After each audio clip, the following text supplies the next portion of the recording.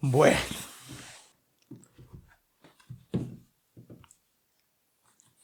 déjenme decirles que esta es mi primera vez con un Fold. Estoy impresionado. Impresionado no solo por cómo se ve, sino también por cómo se siente. Bueno, el unboxing es bastante olvidable. Samsung me mandó este teléfono para que yo lo probara. Después de esto yo lo tengo que devolver, como la mayoría de las cosas que me prestan. Y como ven aquí tiene un numerito, es porque tiene que ir prestado y después tiene que ser devuelto. Seguramente los tienen todos contados, no me puedo quedar con él. Esa es la mala noticia. La buena noticia es que me lo pasaron para que yo lo probara en suficiente tiempo y que se siente súper bien en la mano. Esto más que un teléfono, aparato de tecnología, yo encuentro que es como un artículo de joyería o de relojería, porque se siente tan bien en la mano, cómo se abre, cómo se cierra, cómo se siente, lo preciso que es al poder abrirlo. En general, la pantalla es increíblemente luminosa, tiene como 25.000 millones de nits.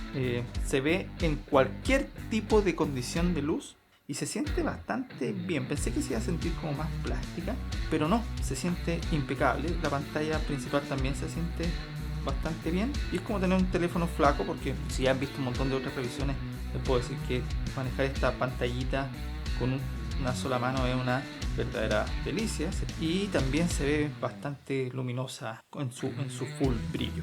Tenemos este gap aquí entre medio que es para que el cristal se doble, y está que todo el mundo habla acerca de esta hendidura o doblez tal. Se siente media rara, pero en verdad cuando uno tiene el teléfono abierto no importa, porque el resto del teléfono es bastante interesante. Trae todas las funciones que uno pudiera querer de Samsung, por supuesto. El modo Edge central, donde podemos ocupar por supuesto las múltiples ventanas para un lado, para el otro. Podemos traer la cámara aquí, podemos ocupar el multitasking acá, para allá, para acá. Me gusta mucho en ese sentido. Se puede dibujar con lapicito.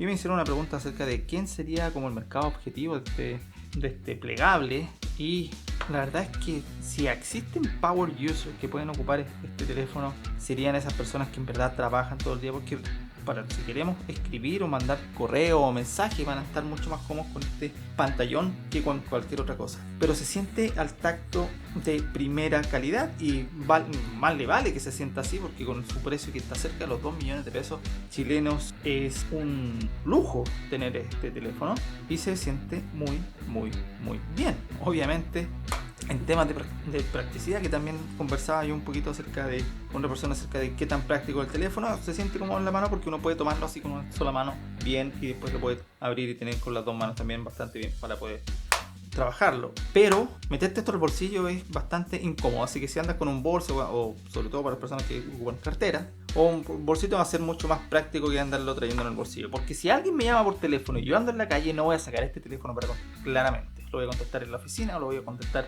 en mi casa para ponérmelo en el oído. Si no, no es así. Me siento bastante intrigado en descubrir nuevas funciones, más allá de las mismas funciones que pueda tener el teléfono, o con mi antigua experiencia con los teléfonos que son de Samsung, porque esta es otra gama. Como les digo, se parece más a un artículo de relojería o joyería por el tipo de terminaciones que tiene y el tipo de funciones que trae. Está todo muy bien, el detalle se siente bien, las terminaciones están como todas precisas. Estas cámaras, que las vamos a probar por supuesto la versión completa, les voy a contar qué tal son. Las funciones que tiene, por ejemplo, para la cámara es bastante interesante.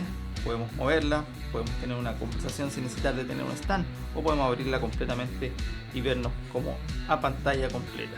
Tiene para los que no sabían o no lo habían visto, tiene la cámara frontal en modo abierto, está oculta detrás de unos pixelitos que ahí se ven, y la calidad de la imagen cuando uno saca esta foto se ve un poquito borrosa, pero luego de algún tipo de arreglos como que la mejora. Pero en verdad no está ahí donde brilla la cámara claramente. Si sacamos con la cámara principal, a ver qué pasa aquí, y ocupar la otra parte de la otra pantalla para la selfie de mejor calidad.